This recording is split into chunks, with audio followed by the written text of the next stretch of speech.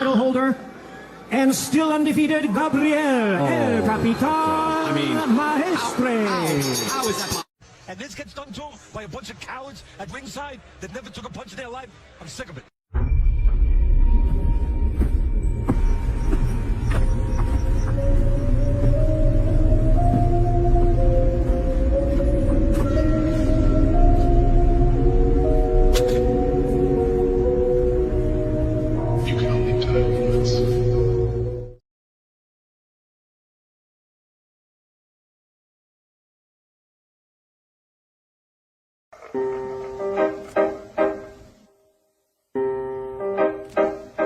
Opportunity at the belt, but once again, we so blessed to fight him. Listen, we're giving you an opportunity. He got the belt. He got the belt. He came to y'all. He got the belt. He did not come to. That's what you say. He did not come.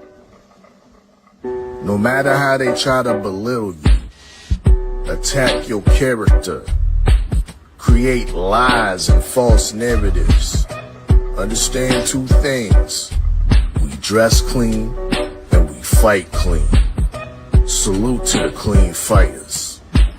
They claim that this community is so drug-free, but it don't look that way to me. And I started thinking to myself, man, what did he do to make them niggas that mad? That usual suspect, kid. You know, I'm not having it. Everybody's a suspect today. It's that usual suspect. Title holder and still undefeated Gabriel El Capitan Maestre. How is that? And this gets done too by a bunch of cowards at ringside that never took a punch in their life. I'm sick of it.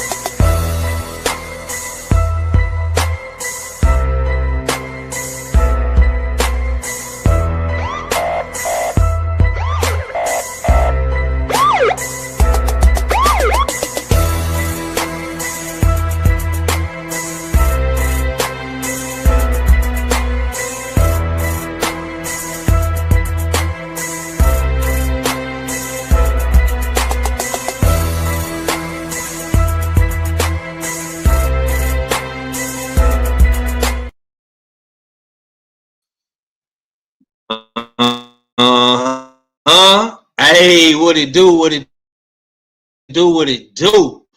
It's your boy, All Hip Sports and Entertainment, man. 5 lineman back at y'all with another live stream. Tap in for the win. Usual Suspect Sundays, man. Y'all already know why we here today. We're gonna get into all of the good boxing talk, everything trending, everything that's need to be discussed, should be discussed, and will be discussed. We will get into it today. Whyte-Itauma, Dillian Whyte, Rider season. Yes, sir. Yes, sir. Yes, sir. Yes, sir. Smash the like button, share that stream. Damn right, it's the Usual Suspect team. Shouts out to the chat. I see my boy D-Man then pulled up on me. Salute, bro. My boy Mac, Macadacious Mac of the South. You know what I'm saying? Tone Brown in the building. Salute, bro. Y'all be sure to tap in with us, man. We got a lot of good things that we're going to discuss today, man. Y'all let me know what y'all think, though, man. They say Whyte-Itauma is the one. He's Timothy Hernandez. That's what's being said. That's the word on the curve.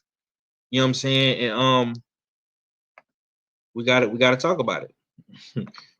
We got to talk about it. Yes, sir. Smash that like button, smash that like button, smash that like button, subscribe, share the stream in the community tabs, man. Share this to your community. Repost it. Check out all of the shorts, all of the content, man. We just interviewed Keith Tsunami Cologne, straight out of Newark, straight out of Jersey. He got a fight coming up as well. So y'all be sure to go check out all that content on the page in the short section. If you did miss the live stream the other day. Salute to the homie NBA D Nice, man. Now, the homie D Man says Moses should have wore a plain t-shirt yesterday. Hey man, Moses is looking like he's one of them ones, bro. Moses is looking like he one of them ones, man. I'm not gonna hold you. I'm not gonna cap. It's no hate for me. You know what I'm saying? I would have loved to see, you know, the American heavyweights getting in on this action. But right now, man, it's looking like Moses is that guy. He's from London. And truth be told, man, they need it.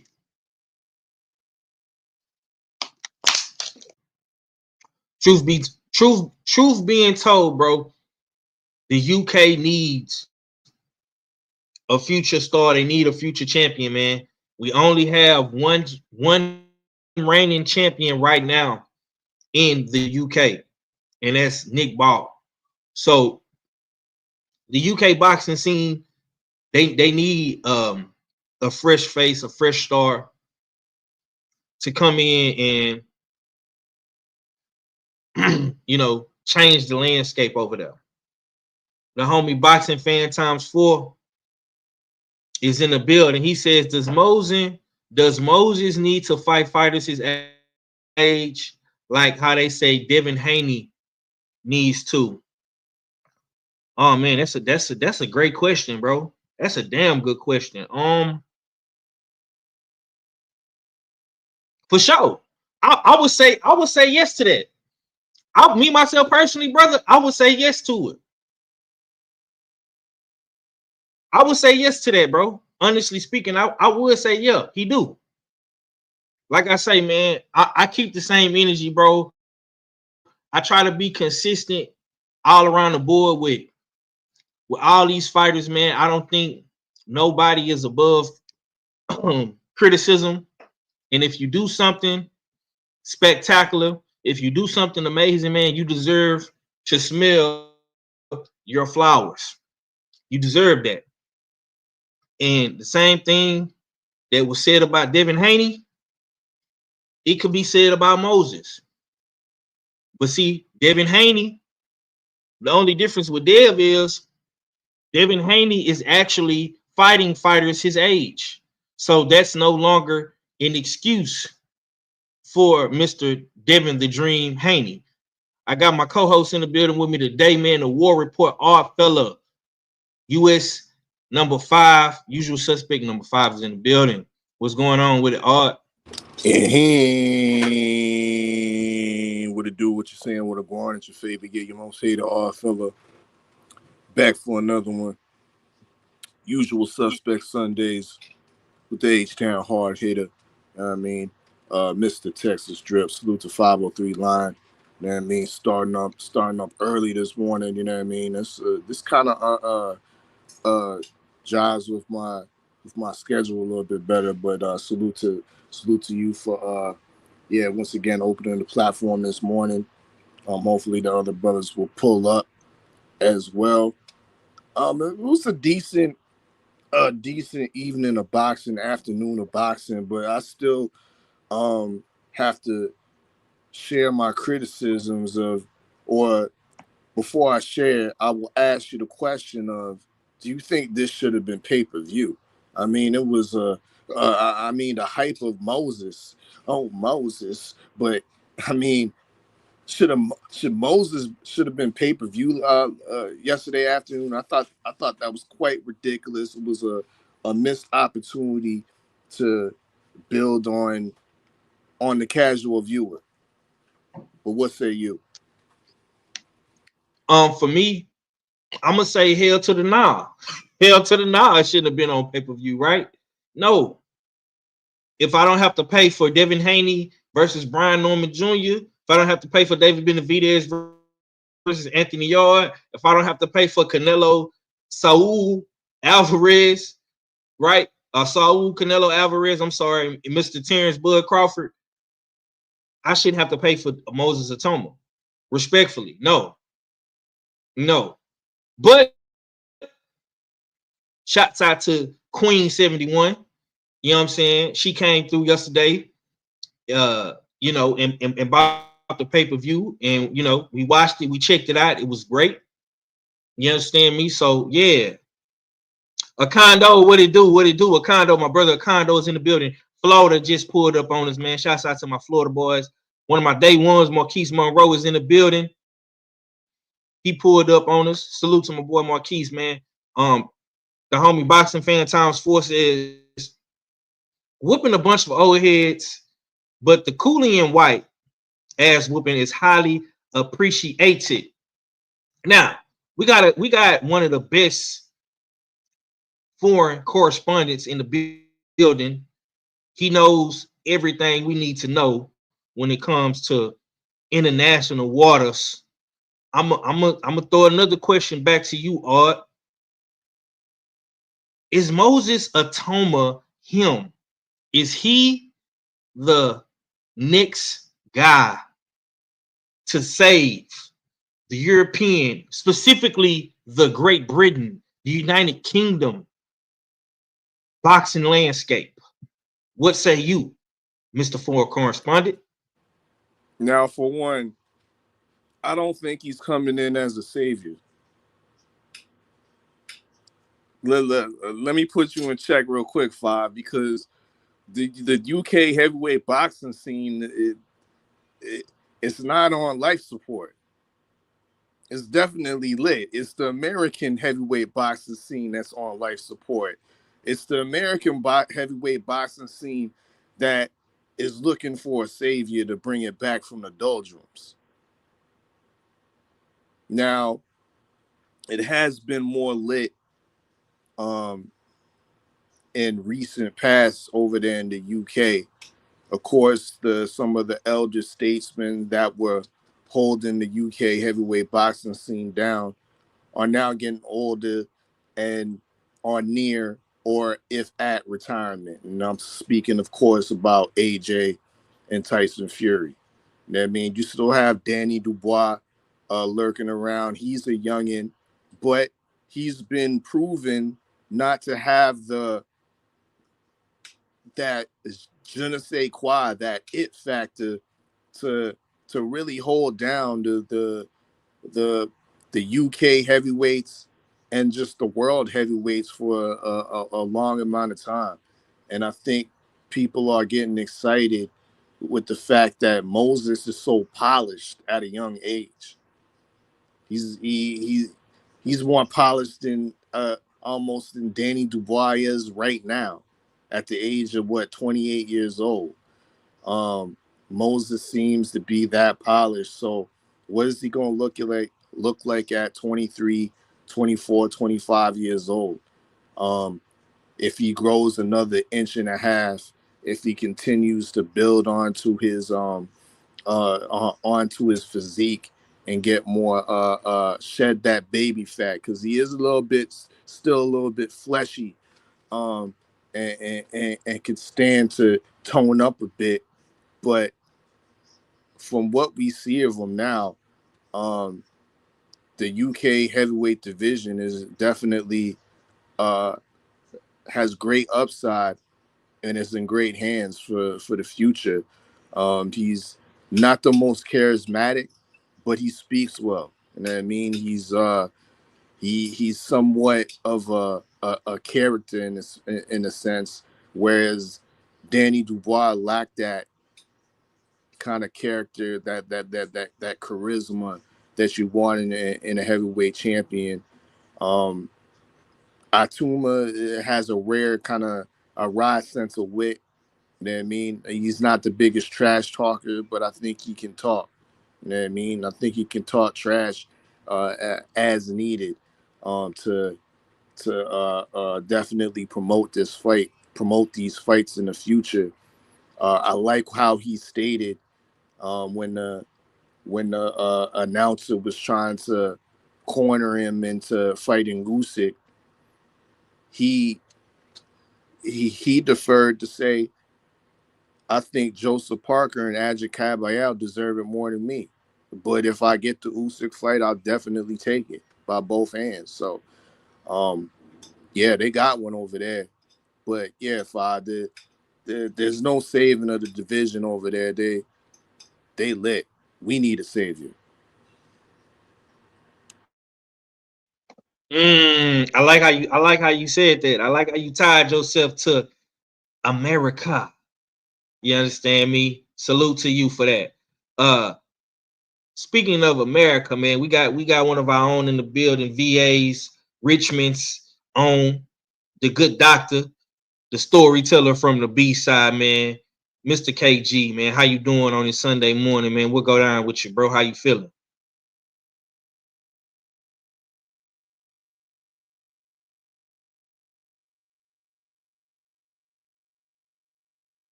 I can't hear you. No sound from you, K. No sound. You're not on mute, but I don't know what's going on with you. Maybe you need to fix your settings on stream on your laptop, bro. But you muted for whatever reason, brother. You gotta fix your mic, bro. I'm hearing some type of audio.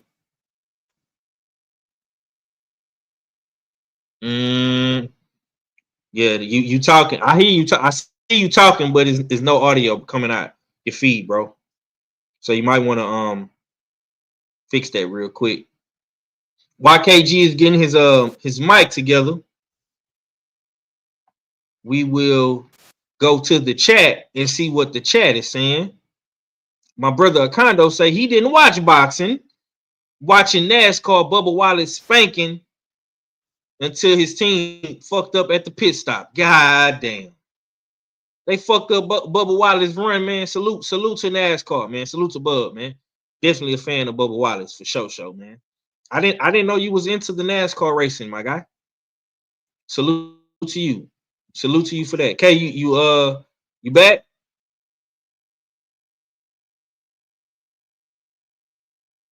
Yeah, I don't know what's going on with your mic, KG. If you want to come out and come back in and just fix the settings on your mic, bro.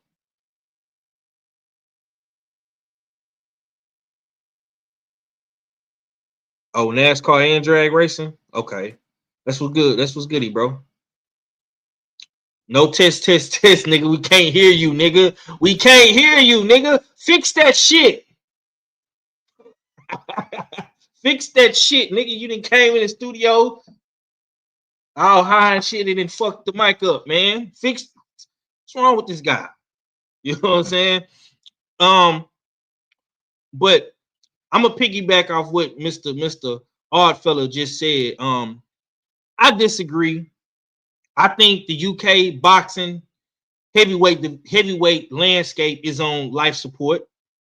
Daniel Dubois just got knocked the fuck out. Anthony Joshua is on his last run. Tyson Fury is a non-factor, right?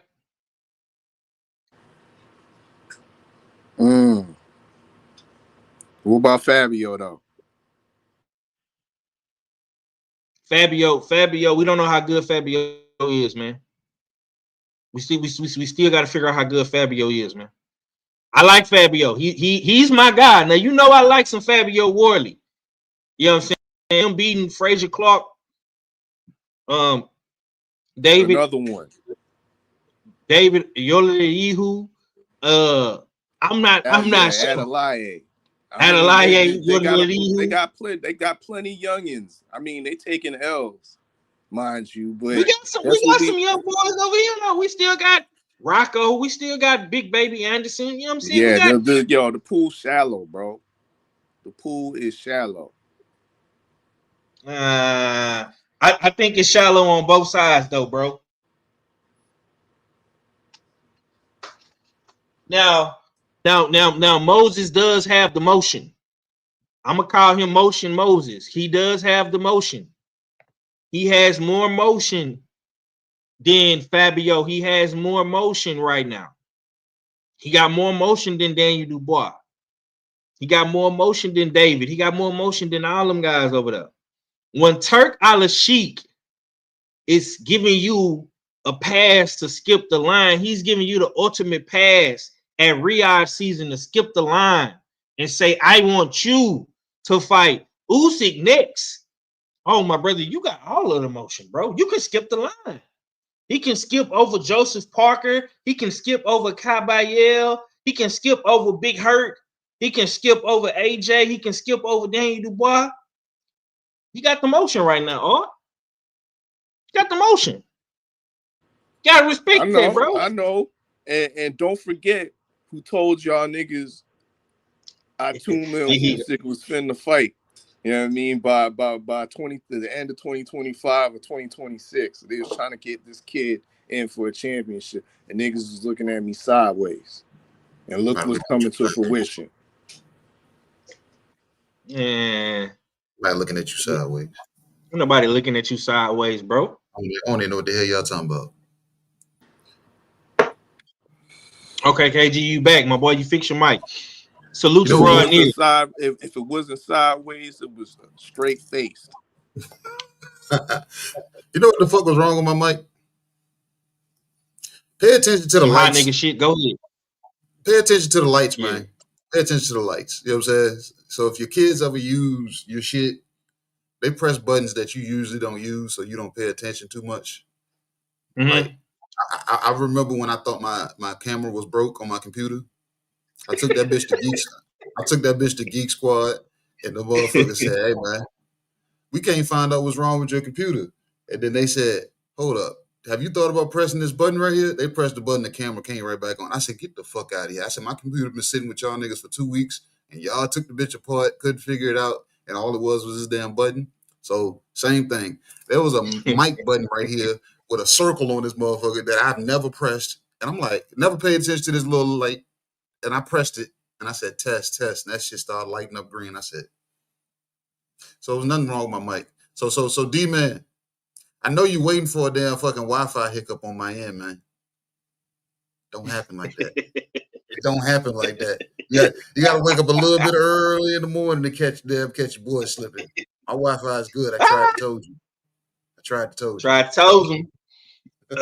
KG, man, I'm gonna come you, bro. KG coming in hot. Nas mic working for sure. I'm gonna ask you, bro. Like, what? We don't gotta necessarily talk about the fight. We can say that for the beltway, but I want to ask you about the trajectory of Moses, man. They saying Moses is him. Now, does he pass the good doctor test? You know what I'm saying? Is he one of them ones to you now, based off what you seen yesterday? All right, I'm gonna say this in preface. The first time I ever heard this term came from the foreign correspondent. UK domestic level, to the point that when I said American domestic level, niggas frowned. So we still see us as Americans, Canada's a part of the Americas. We still see ourselves above other countries based off of what we think we possess for our skills. World class. Yeah, world class. So we put ourselves above, you know what I'm saying, everybody else. So for me to say Moses is him, I would have to be living over there. You see what I'm saying? I don't live over there. I live here. You know what I'm saying? In the Americas. All of them. And nobody over here is saying he's him. We're still saying we want to see more. And it was like a heavy ask to ask another UK motherfucker to expose him of that. And we asked the wrong motherfucker. I wasn't asking him to win. I was just asking him to put on a good enough showing that he exposed the kid, that he could be hit, could be hurt, could be hindered, could be, you know what I'm saying, hopeful of something else, or having to have his corner talk him off a ledge. We didn't even make it out of the first round. You know what I'm saying? Shout out to my boy Stay Ready. Stay Ready said, yeah, he's in the best shape of his life to get knocked out. And that's what it looked like. He showed up damn Sunday damn suit damn sharp, came in, every damn thing, clicks and whistles, and he had his shit on. And he got the shit beat out on him. You know what I'm saying? So as far as Moses, man, I can't say he's him, man. Because like I said, I haven't seen enough, man.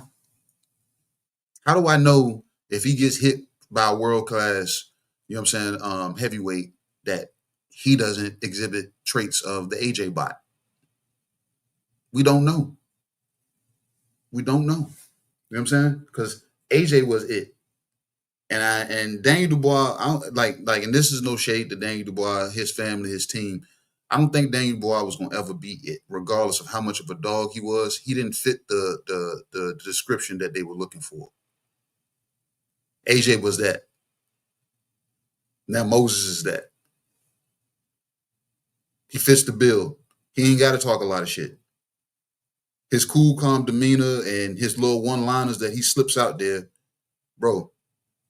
He's going to be UK's new favorite son. And all he has to do is go put a belt around his waist or come over and beat up an American. And I'm hearing the names of Jermaine Franklin. So if he comes over and beats up an American, they're really going to say he's him. We might get some murmurs here. Yeah, and we might get some murmurs over here that he's him, but he's not going to be him, in my opinion, until I see him face somebody in the top 5. Okay. So let's keep it right there. Salute to Drew Titan. Then slid up in here. Bronx on deck. New York is in the building.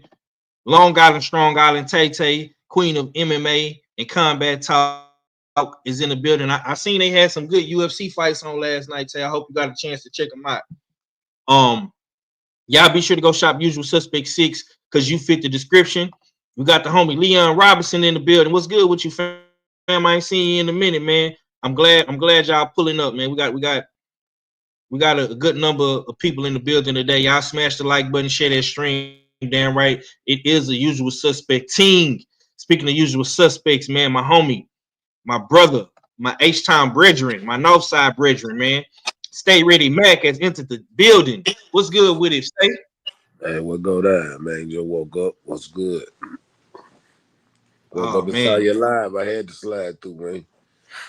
Yes, sir. Yes, sir. I appreciate you for coming through, brother. It sounds like you need a cup of coffee or a cup of tea or some water. Man, my boy, you good? How many? All night last night. How many old fashions did you drink last night, bro?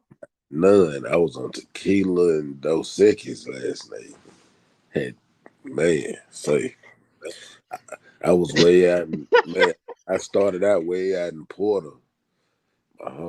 My ex, she had a 90s birthday party, so she asked me to come on out there, and they taking tequila shots, and I was sipping on the way out there. Left there, and then went to my homeboy Preach birthday party at Alley Cat. More tequila shots and Dos Equis. Left there, went to the living room. More tequila shots and Dos Equis. And shit, I'm back at I went back to the crib. Shit, I went to sleep by 3 this morning. Yeah. My boy had him a night. Yeah. my boy had him a night in the great city of Houston. That's why they say, man, never leave Houston on a Sunday. You understand me? Yeah, because it go down on the weekends, bro. I'm gonna slide over to you though. I'm gonna slide over. Huh? Yeah, I said it's been a while since I had a night like that. Oh, it's been a while. Okay. Well, I'm glad you pulled up on us, bro. I really appreciate you, my brother. I'm gonna ask you. Condo say, "Get well, family." He sounds sick in the month. I ain't sick at all, man.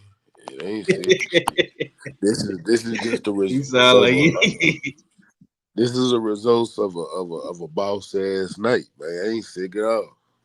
That's that voice sound like that nigga ate some ass last night. That's what that sound like.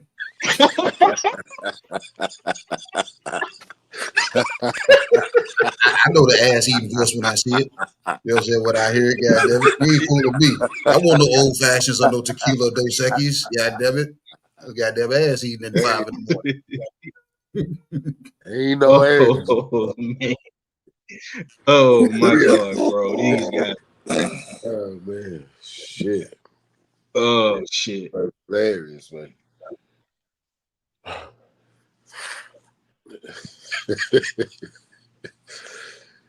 Oh shit. They can answer the question though. I didn't even hear the question. He was asking you about Moses-Itauma, man. You know what I'm saying? Is he him? No, he ain't him yet. But he's on his way to becoming him, but he's not him yet. I need to see more from him. Like we said it last night, we need to see rounds. We knew. Well, I did. I told y'all that boy was gonna get knocked out. I said he looked good enough to get knocked out. I just didn't believe in Dillian no more. He looked like trash after a long ass layoff, and then he going in there with somebody with a power puncher and shit. He caught that punch and shit. He went night. But as far as right. I need to see him. I need to see him against somebody that's actually gonna push him and see what he does with that knife. If he's that nigga running through everybody and nobody's giving him no comp, then yeah. But we haven't really seen him. But that was the best opponent he done fought was Dillian Whyte, and you see what Dillian washed up. So go up against, like y'all said, Rocco. You got I mentioned Tony Yoka, but Tony Yoka washed up too. But you got Rocco. Wow. You got Johnny Rice, the baby killer. I bet you. You go out there and you do that to Johnny Rice, I will give him all the credit in the world. Hell, okay. I know this sounds crazy, but Michael Coffey might be a good just somebody that's been there. Bro, bro, you reaching with that one. Just threw it in there because from the and he gonna get rounds out of it. Like, he not gonna knock Coffey out in the first round, bro. It's just it's gonna be later because Mike ain't got no gas tank. What you want me to say? Put him in there with the juggernaut? Shit, I mean, not at this point. Maybe a couple of fights in, but not right now. Okay. Let's stay on Moses. Salute to my boy Thomas. Sports Talk, man. Hashtag the Bronx. Thomas from the motherfucking Bronx is in the building. One half of Tales from the B-Side, man. Y'all be sure to tap in later on today, man. 5 o'clock Central, 6 o'clock East Coast time, man. They will have Pac-Man, Mr. Hello World, Tate Jones on Tales from the B-Side, man. And they're going to get into some unique stories. Go ahead, KG. 7 p.m. Eastern Standard Time. 7 p.m. Eastern Standard Time. 7. Okay, I'm sorry. 7 p.m. Eastern Standard Time, 6 o'clock Central Time. Y'all be sure to tap in. Tales from the B-Side, man. Right there on TD's channel. Y'all be sure to tune in to TD Sports Talk at 7 o'clock, man, East Coast time, 6 o'clock Central. If you in the great state of Texas, you know what I'm saying? Or if you are on Central time. Okay. Now, the fans are really buzzing about Moses-Itauma. And I want to ask the panel, if he is the future of heavyweight boxing, should Itauma jump straight to elite names? Usyk, Tyson Fury, AJ, or build with guys like Jermaine Franklin, Johnny Rice, and Caballero first? I'm going to slide back down to KG. What's your thoughts on that? Should he jump straight into the elite names, or should he fight guys like Jermaine Franklin, Ajak Caballero, Zilly Zhang, Johnny Rice? What is your thoughts on that, bro? If they're going to test the waters with this kid, give him somebody inside the top 10, not the top 5 right now. Let's see how he fares against somebody in the top 10. Dillian Whyte wasn't in the top 10. if they have such high hopes for him, put him somebody against somebody in the top 10, and let's put some steam behind it and see who it is, and put your you know what I'm saying, put the names in the hat. Top 10 guys. Talk about from 6 down to 10, not 5 and up. 6 down to 10. Put a hand in, whether it's a UK name, whether it's a US name, whether it's a damn Mexican name, or whoever contending at that, you know what I'm saying, that could be whatever other country that falls into that bracket. Okay, real quick. This is, according to Box Live, this is the top 10 fighters, and I'm gonna just go from 5 to 10. So at number 10, we got Efe Ajagba. We got at number 9, Martin Bakoli. At number 8, we got Zhilei Zhang. At number 7, we got Fabio Worley. At number 6, we got Filip Hrgović. And at number 5, we got Anthony Joshua, aka AJ. Man, are you cool with that? From 5 to 10? Give him Hrgović, because they were just fighting on the same card. And Hrgović is arguably going to be the best boxer that he's seen on his resume. Not fighter, but best boxer. Yeah. You know what I'm saying? And Hrgović went through some shit with them, with old boy, back and forth in a couple of those rounds. You know what I'm saying? So let me see if he can do the same thing against a damn Filip Hrgović. Okay. Okay. Did that last night. I like. Huh? What'd you say, bro? I feel of Vergil. He right. I said that last night. That's a perfect fight for him. Perfect. Okay. What you say? Stay ready. Should he jump straight to the elite names like a Usyk, like a Tyson Fury, or should he go and build with guys like Jermaine Franklin, or fighting somebody in the top 10, 5 through 10? What's your take, bro? I'm always go with Bill, because here's my take, man. We don't let fighters build no more. We don't develop these fighters. You throw them in. That's why a lot of them get beat up so bad after we thought they were the goods, because you're not building your fight up. You're throwing them in the fire early. We need to get back to that. Get back to building they amateur career going pro, then building a pro career before they get in there with the top dogs. As soon as we see them knocking out a bunch of nobodies, we just don't get it wrong. You can't keep putting them in there with nobodies, but you still got to build them up to a harder competition as they grow, and then throw them in there with some of the top dogs. I want to see him grow. He only got 13 fights. He ain't got a bunch of fights. Like, let him build, let him develop into a true real champion. Then put him in there with somebody. The homie Tom Brown threw a name out there, and I want to ask you about this, because I know this shit. This the homie. You know what I'm saying? Jared Big Baby Anderson. Shit, Jared Big Baby. He got Big Baby Miller problems first. He need to handle that.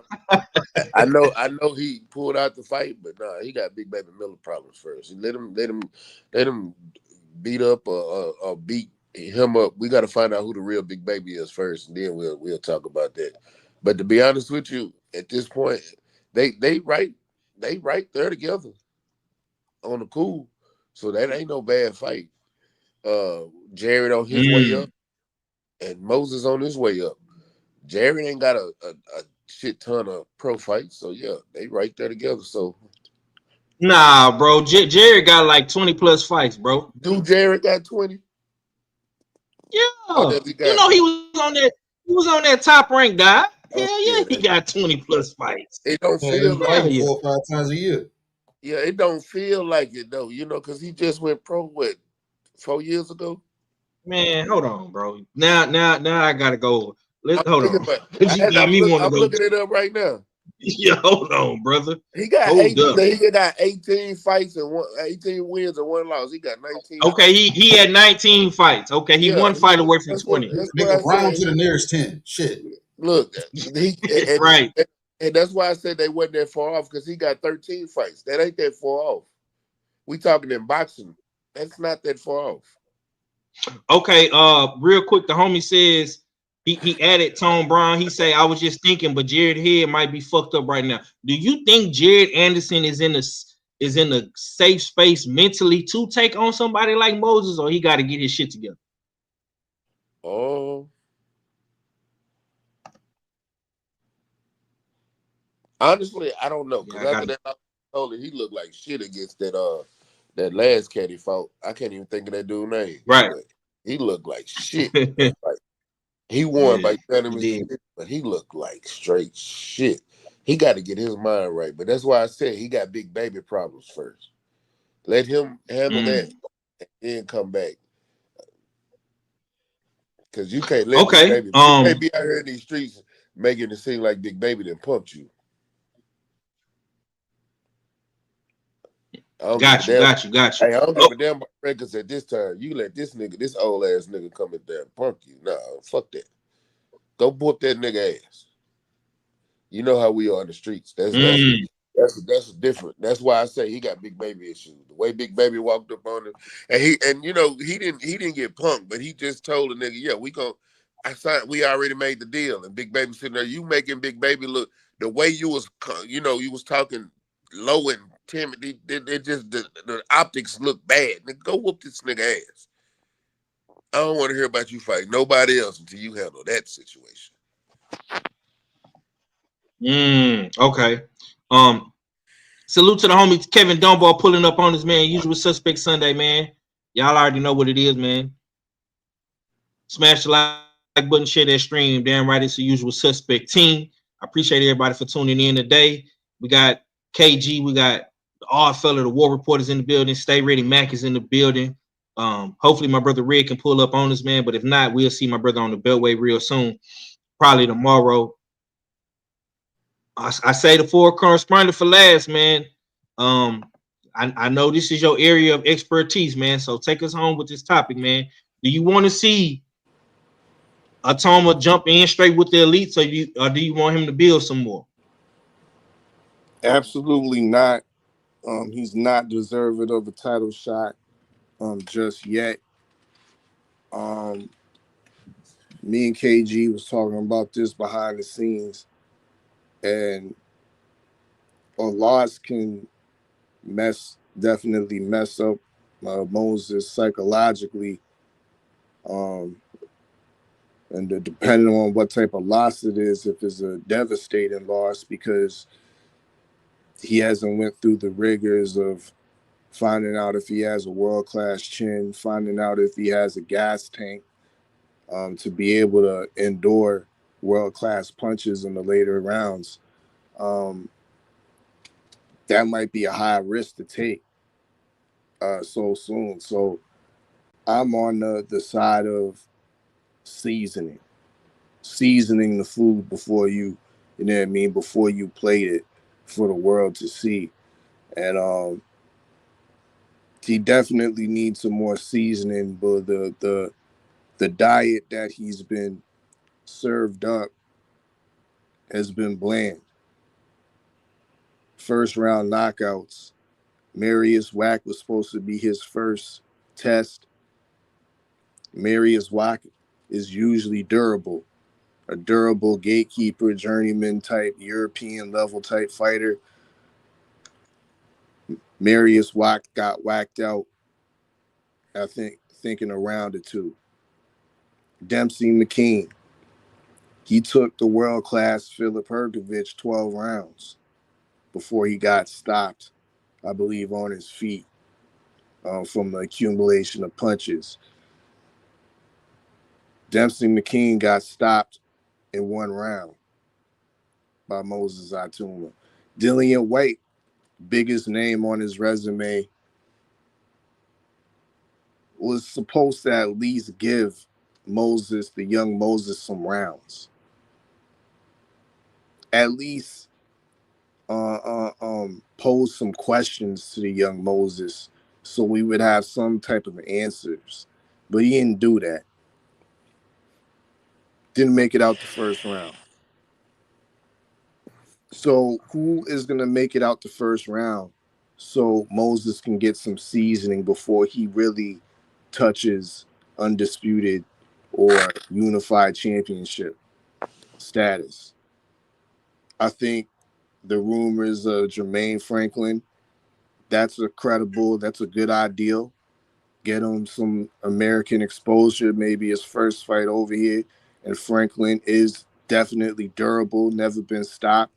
He's defensively responsible, and due to the cachet of Moses, you know Jermaine Franklin's going to come in his best shape because there's a threat that comes along with fighting a guy like Moses.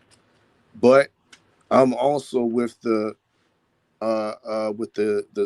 fights in the kind of the lower top 10 of the heavyweight division, whether it's again Hergovich, that makes a lot of sense since they was fighting on the same card.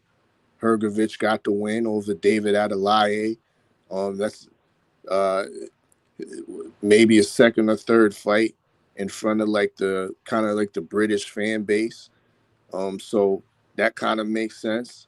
But Martin Bakole is a guy that I think may be a somewhat of a test, a good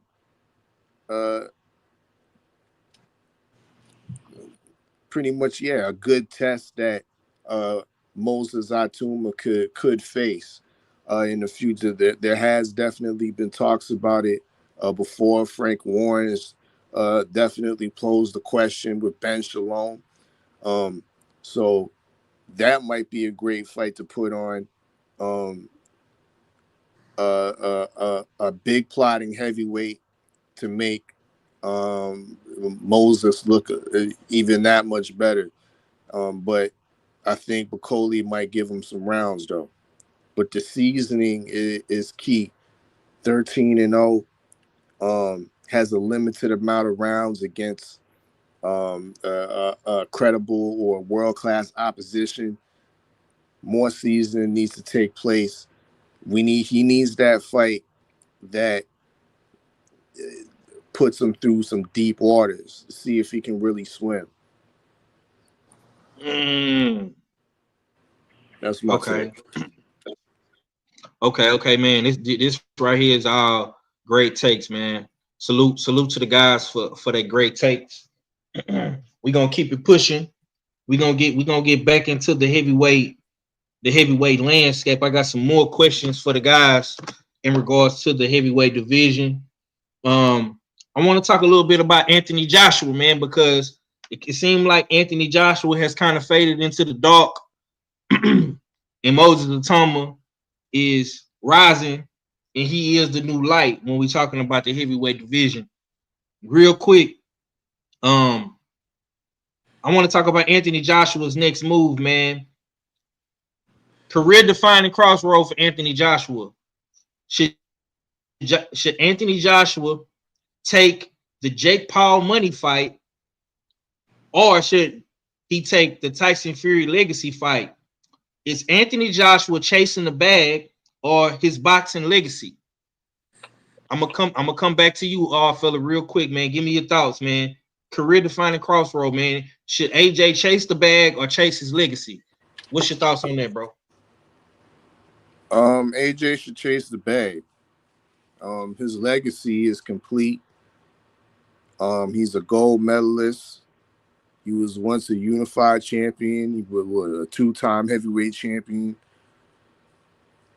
Usyk's at the top right now. He's not going anywhere. The guy that Usyk beat, the guy that beat him in devastating fashion, and Dubois is soon gonna return. So the situation's not gonna look any better at the heavyweight landscape for AJ. It's not gonna be any easier. Even if Joseph Parker gets into the situation, that's a very tough fight for AJ. So I think he's advised at the twilight of his career to just go for the money. You know what I mean? Seek I would still consider and entertain the Wilder fight. Do something big in Africa, in Ghana. You see how the Ghanaians received AJ like he was the king, like he was the biggest star ever. You know what I mean? So that would, I think, hold a lot of water, hold a lot of weight over there, and generate a lot of interest having a big fight like that. AJ versus Wilder, even Yoka was Yoka was reported saying that his team has been sent to Ghana to look at different venue locations for a possible Joshua Yoka fight. So I'm not really crazy about that fight myself because it to me it doesn't lead to anything else. Like I said, I think AJ's in the twilight of his career. You might have one or two fights left, and you might as well cash out on him. You know what I mean? And if he's not able to secure or persuade Fury to come out of retirement, there's definitely some other options. Like I said, I'll repeat, you got Wilder. You know what I mean? And you also have, of course, Jake Paul. But what I'm more intrigued with is that Andre Ward fight, to be honest. And I'm kind of questioning why Andre Ward has picked him out of all the heavyweights in the landscape that he wants to come out of retirement to. But that, to me, is definitely a Netflix, DAZN, a collaborative type of fight that I think would do crazy numbers.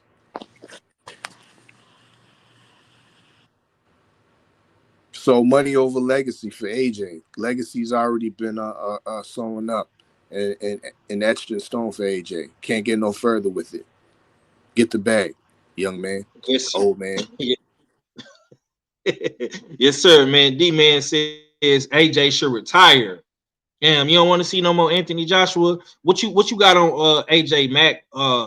Should he be chasing a legacy with Tyson Fury and Wilder, or should he just go get the bag and fight Jake Paul? What's your take on AJ for right now? I'm with D-Man on that. I'm gonna be honest with you.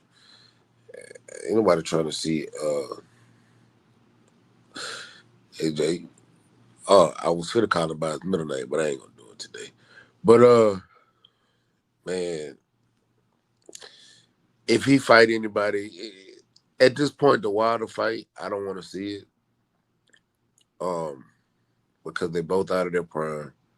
It's not gonna be the thrilling fight that I wanted to see in 2017, 2018, 2019. It's not. It don't have that same vigor. When we talk about Fury, hell, he ain't fought in a year. I don't know. I think they both kind of at this point. Jake Paul, I don't want to see Jake Paul because that's gonna be Jake Paul will get knocked out. I don't give a fuck how old AJ is. Jake Paul will get knocked out at that point. Then you got washed up Andre Ward calling him out like, why? Nigga, you ain't fought in 5 years. Why? What was the other one? Tony Yoka. I don't.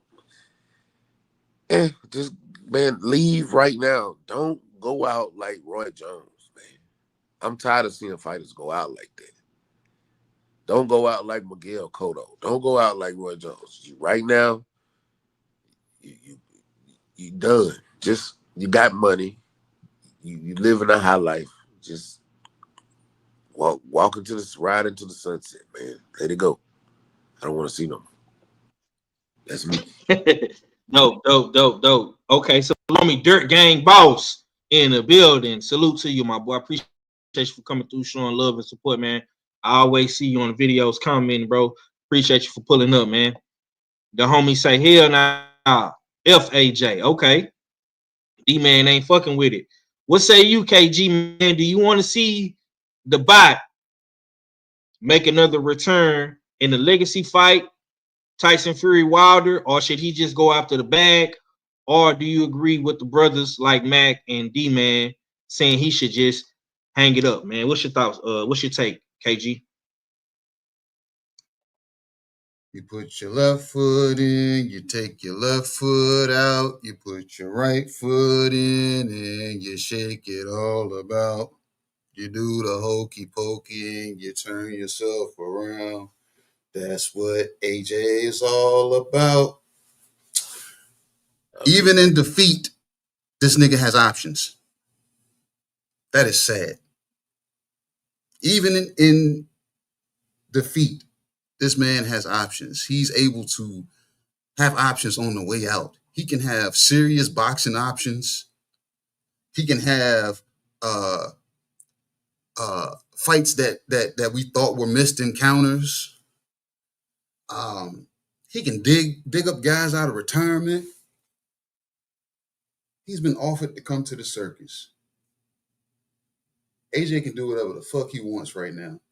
I'm not going to agree with Mac and D-Man and say he should retire because this man has entirely too many options for somebody that's coming off of a L that everybody knows he's playing the hokey pokey. He has 1 foot in and 1 foot out, even considering a Jake Paul fight. See what I'm saying? So with that being said, bro, this dude can do whatever the fuck he wants because he obviously still can do no wrong in the UK's eyes. And they're still daggone fucking them looking for something to keep him, you know what I'm saying, in the spotlight. And don't be surprised if Moses Whyte-Itauma and Anthony Joshua don't end up on the same card, sharing a card together. The one torch passing on to the young torch, and he's going to salute him and pass him off to the people. That's what AJ is going to do and what he should do. Pick one of those options because you got him.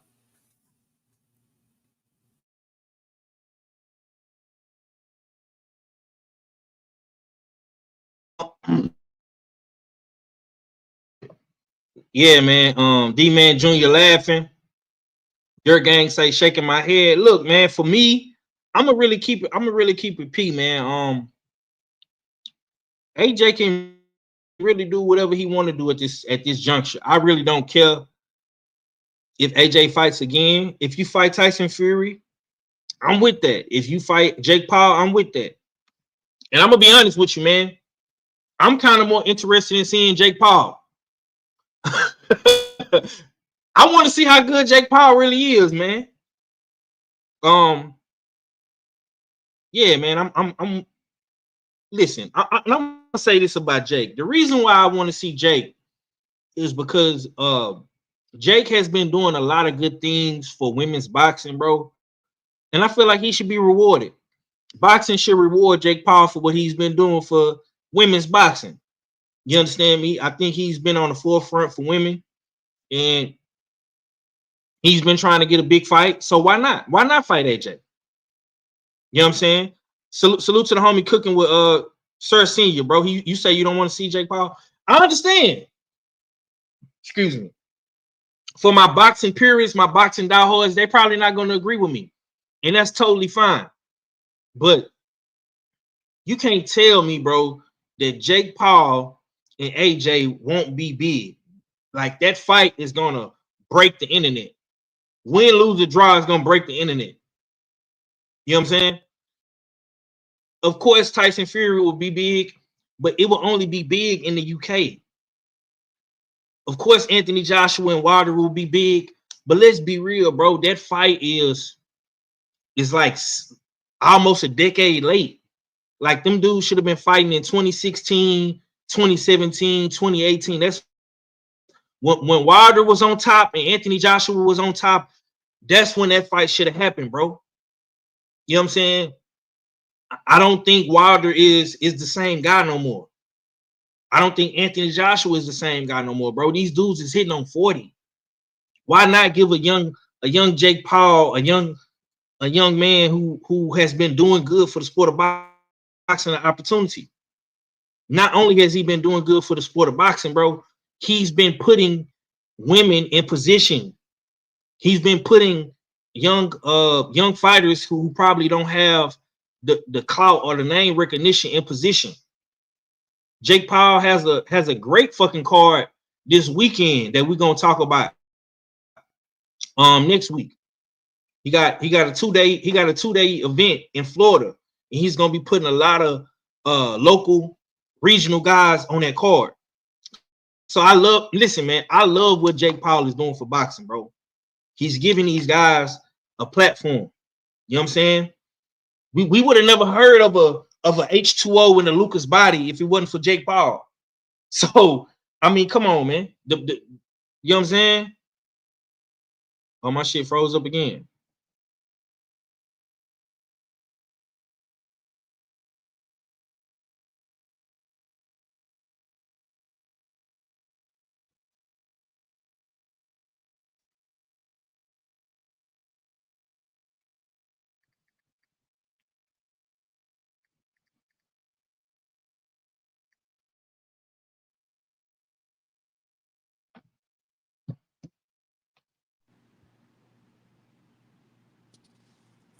Is it my side or did the volume go out?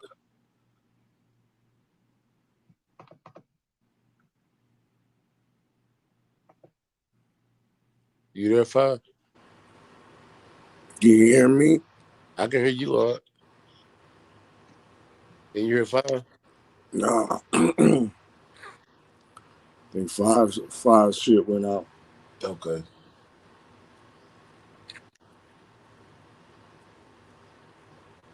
Okay, his volume went out. Yeah. Yeah, we gonna let Five get his Get everything back together. Man. What fights do we got coming up this weekend? shoot. I don't think we got any big fights coming up. Although the biggest fight would be for that vacant IBF welterweight title. Yeah.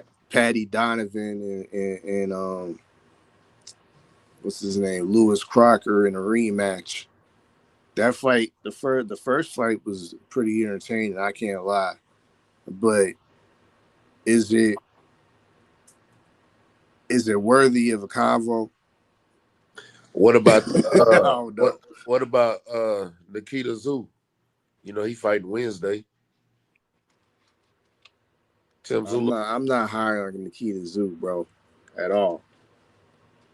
Like I liked it. Like my love for the Zoo family extends to Timmy, and that's it. Yeah. The kid ain't shit to me, bro. Like, yeah, damn. But who Nikita fighting? Is he stepping up in competition? Man, he's fighting. Not really. He's fighting this kid named Lose Him Ismaili. Who? Exactly. Yeah. But I do say you do got a good fight on Saturday on the zone with Jermaine Ortiz, Yoenis Tellez fighting. Mm-hmm. Yeah, they got a good fight this weekend. And you got I think they fighting in Florida actually. Who else we got this weekend? You got the Yankee Riviera kid. He's yeah. fighting. It's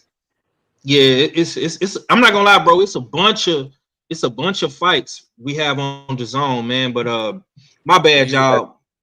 I'm go ahead. StreamYard.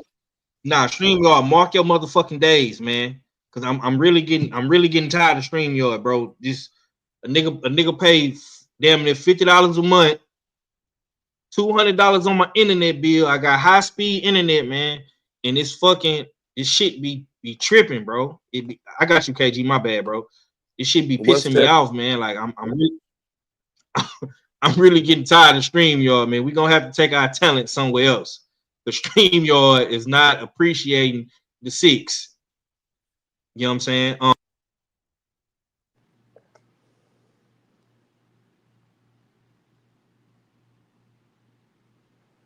Yes. See, it's steady freezing. Bro, I'm literally sitting right by my modem. Like, this is crazy, bro. It should not be doing this, man. Yeah, StreamYard be extra, bro. Okay, man, my bad, y'all. My bad. I got this internet this StreamYard shit is fucking me. It's fucking me up. Let's move on to some more topics, bro. Real quick, man, we got Canelo Alvarez versus Terrence Crawford, September the 13th. Pound for pound clash, man. Is this the fight of the decade? No.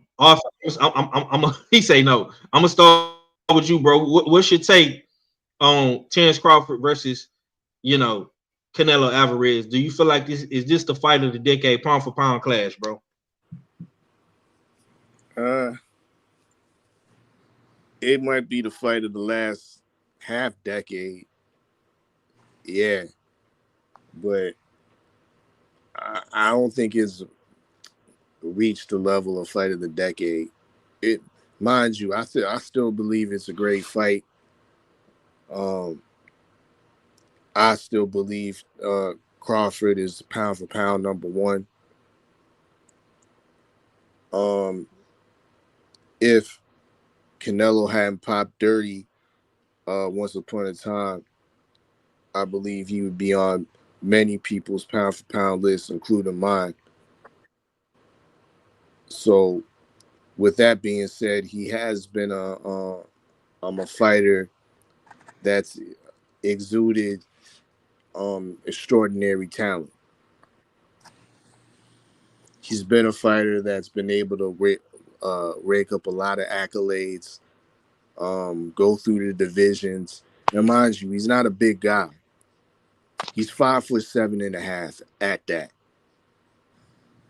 and he's dominating middleweights and super middleweights and some light heavyweights with ease. So on paper, this stacks up to be a very entertaining, very interesting fight. Hopefully these guys don't just show up to a glorified sparring session because they're getting paid so handsomely. Hopefully both of these guys actually lay it on the line. Hopefully Bud can be trusted enough that he's really going for that legacy moment. Hopefully he really believes that capping off with a dub against Canelo will ultimately make you one of the greatest of all times in boxing and somewhat elevate you above Floyd Mayweather. But no, I can't agree and say and reach and say that this is the biggest fight of the decade. Maybe the half decade, though. I'll give you that. That's my take.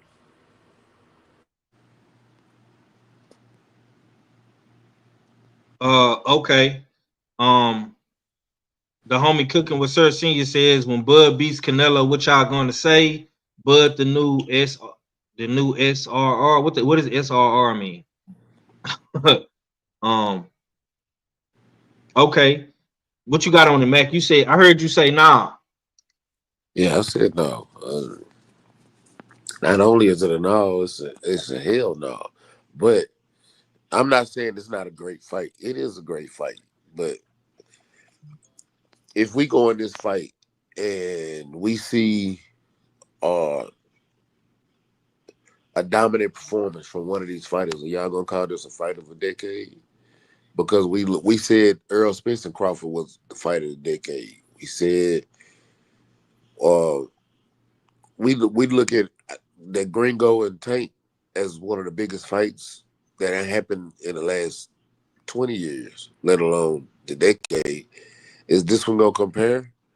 You look at Devin and that Gringo as one of the biggest fights. You see what I'm saying? Like, I don't know, man. I'm prone to look at this fight, and if it's a great outing for both fighters, and we have a possibility of seeing a part two, then maybe.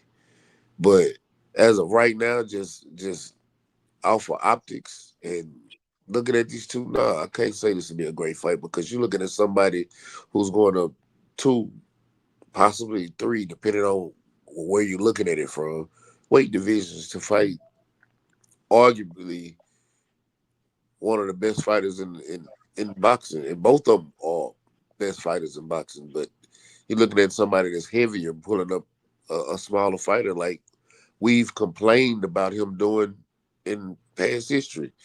Like, you remember when he was at the catchweight of 155 and bringing up welterweights to fight him? And you know what I'm saying? Or bringing heavier fighters to come to that catchweight, weight draining them. Like, come on. Like, we've seen the tricks that he's done. And don't get it wrong, I used to be a big Canelo fan, so I know what he's done. And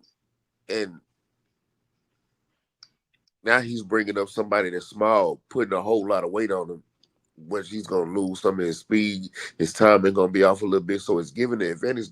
It's giving all the advantages to Canelo.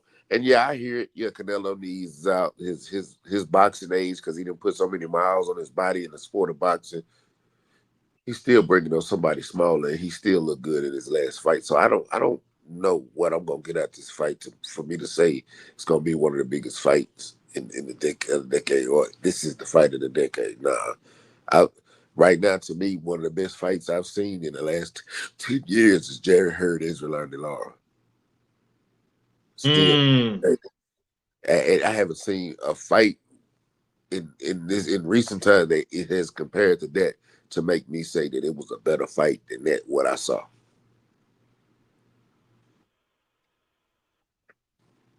Okay.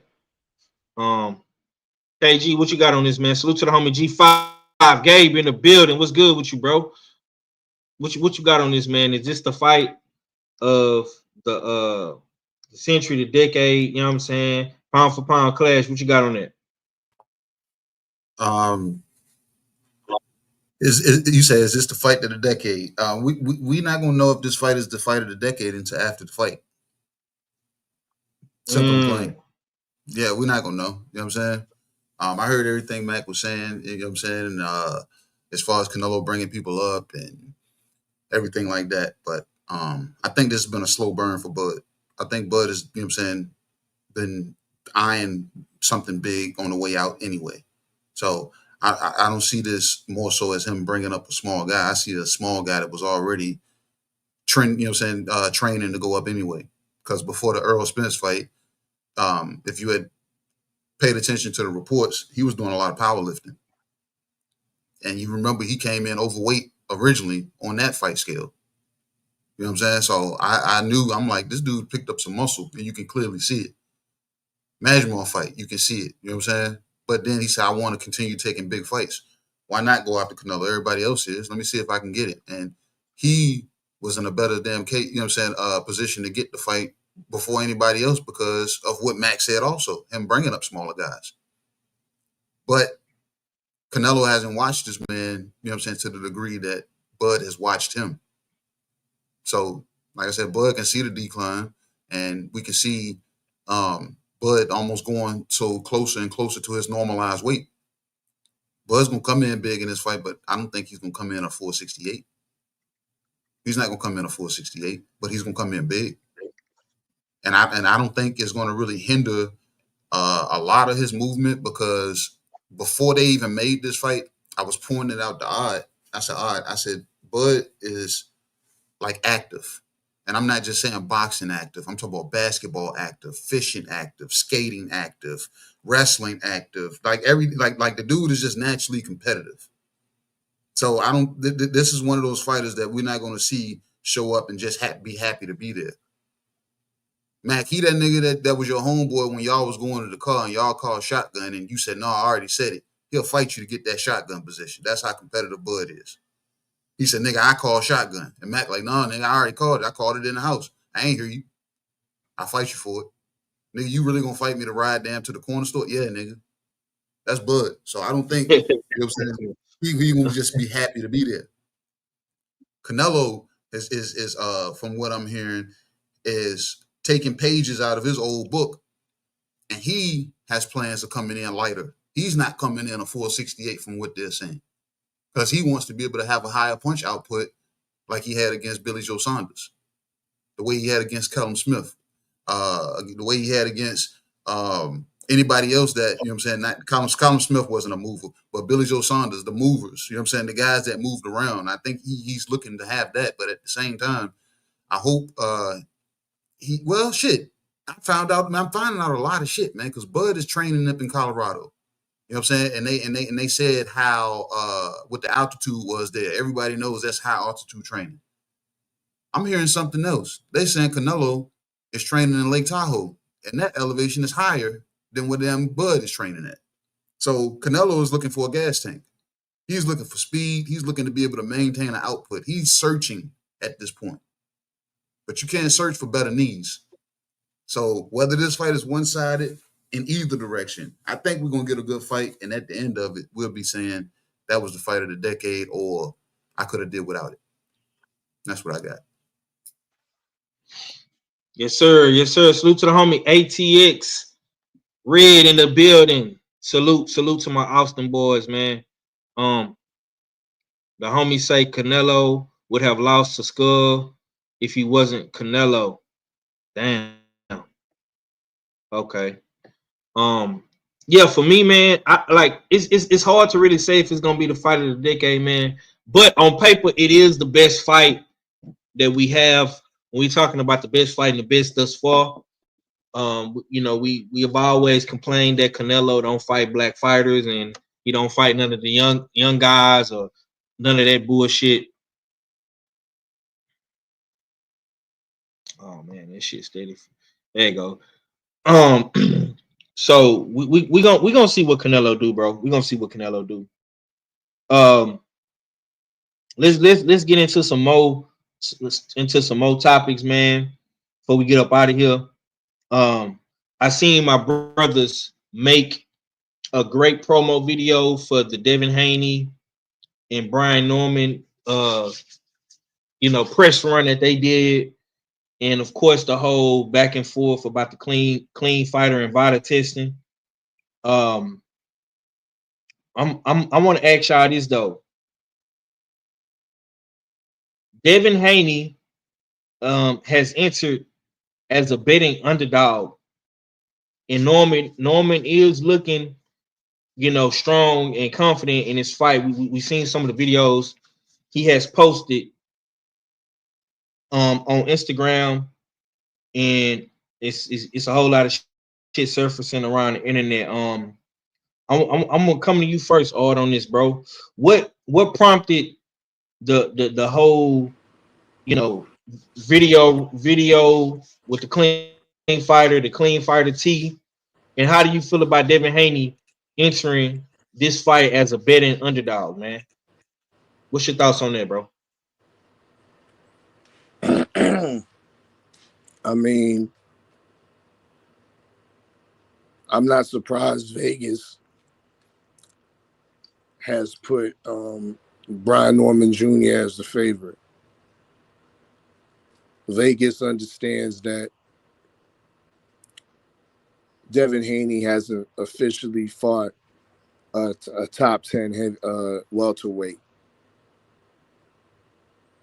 They also looked at the last fight against Ramirez and probably wasn't overly impressed with the manner of victory that Devin was able to secure. Whereas you on the opposing side, you have the incumbent champion who went across the world, went to Japan, and absolutely flatlined a ranked challenger in the welterweight division. Sasaki, no matter if you didn't know who he was, the sanctioning bodies knew who he was because he was rated in multiple major sanctioning bodies. Japan knew who he was because he obviously had enough investments and money behind him to get the WBO champion Brian Norman Jr. over there to secure the fight for what I assume to be Brian Norman Jr.'s biggest payday thus far.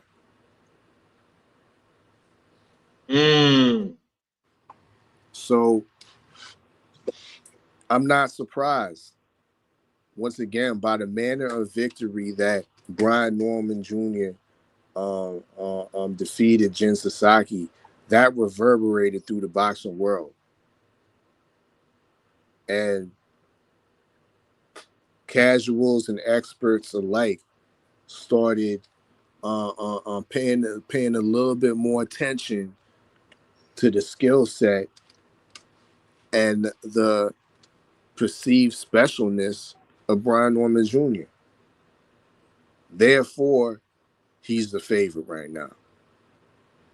Yes, sir. Yes, sir. Okay. I'm gonna slide to Mac. I want to ask Mac. Is Devin Haney biting off more than he can chew at 147 against Brian Norman in his power, bro? What's your take on that? And you're a betting man yourself. How do you feel about Devin Haney coming in as the betting underdog in this fight, bro? Yeah. Me being honest and non-biased, and I know people not gonna like my take. He should be the underdog. He's not. He's moving up in weight. Yeah, he fought his last fight at 147, but everybody complained about that fight he ran. But it's boxing, man. It's hit, not get hit. It's do your thing. But he didn't look good in his last out. Now you coming up against somebody like Brian Norman, who is a champion, and you moving up to 147. Yeah. What did y'all expect him to be the overwhelming favorite? And the last couple of fights he had, he didn't look good. Like, we got to start being more realistic, and especially when it comes to boxing. We have to take. I know we got our favorite fighters, and we put a whole lot of hope and a whole lot of a promise behind a lot of these fighters, but just being honest and looking at it from a purist standpoint, like, he's moving up and not looking good in the last two fights. Vegas gonna look at it like, you're looking at somebody who's been knocking out his opponents, who's looked good against slick fighters, mind you. Like, he has fought slick fighters before. Like, this is not his first slick moving, fighting on the back foot fighter. He's fought other ones. So, and he hasn't lost yet. So, who would you take as you think coming out on top? So Vegas going with what they believe is right, especially the people they got over there. I'm more inclined to believe Vegas. I think Brian Norman gonna win this fight myself. But hey.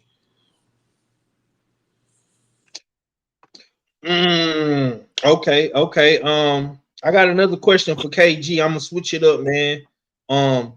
Would Norman stopping Haney make him an instant superstar, or would fans still say he's beating a blown up lightweight? What's your take on that, K?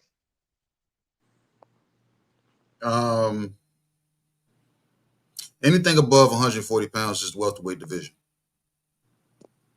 Just because you're not at the full 47 don't mean you're not at the division. You fought at a catch weight, but you didn't fight at the 40 division. So technically, Devin Haney is a 147-pound fighter because he fought above the 140-pound limit. And your question was, would it knock him into stardom? I think so. And I say that because of Devin Haney's promotion. The way Bill Haney, you know what I'm saying, puts his son up on the pedestal as he should. And like I said, it took me a while, but you have to separate Bill. You got to separate Bill the father from Bill the promoter. So I'm not speaking to Bill the father. I'm speaking Bill the promoter. Bill the promoter, based off of the way he's promoted Devin Haney.